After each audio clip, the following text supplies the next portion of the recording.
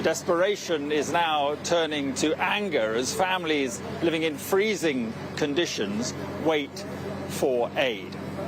Sky's special correspondent Alex Crawford witnessed that rage firsthand, and a warning that her report from the city of Antakya shows attempts to resuscitate a child who died, which viewers may find distressing.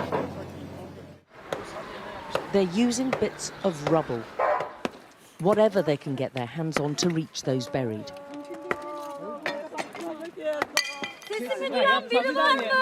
Can anyone hear me, she's shouting. They can hear sounds. So they keep calling and listening for the loved ones who lived here. But they've come with little more than courage and a great deal of hope. And their tools make barely any impact on an 8-story building now all on the ground floor. Relatives look on, sick with worry.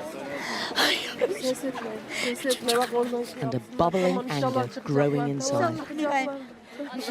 We have no electricity, we have no any additional machines to supply our machines. We have no support yet from the government. We have... Now 40 hours, no one comes to touch this. Nobody are here to touch this. Understand? From the 40 hours. I am the one waiting here for 40 hours. No one came and are here to touch. Now we are dying here, no just dying, okay, just dying. They stand in huddles weeping and find comfort by talking to the trapped children they may never see again. Be strong, Deniz, she's saying to him. Be strong, we are here. The fury is real and raw.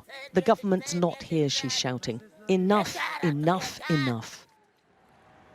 This city, which hugs the Syrian border, appears to be one of the worst hit. It's home to a huge number of Syrian refugees who fled the war to safety here. And the Hatay mayor is from the main opposition party, stoking suspicions that this may have contributed to the little aid evident here.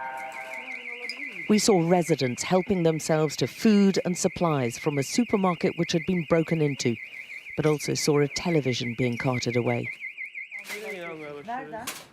It's because we're hungry, one man told us. Desperation is haunting this city. For the love of God, please help us, she begs us. God, I'm waiting for help, she says.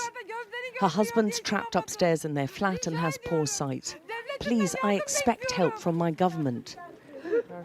There's so many people who feel they're not getting the help that they need. Not one person, he tells us. We haven't seen a single soul here. We don't even have any water to drink or even have any bread to eat, she goes on. My daughter's in there with her 2 kids, another man tells us. They've died in that house.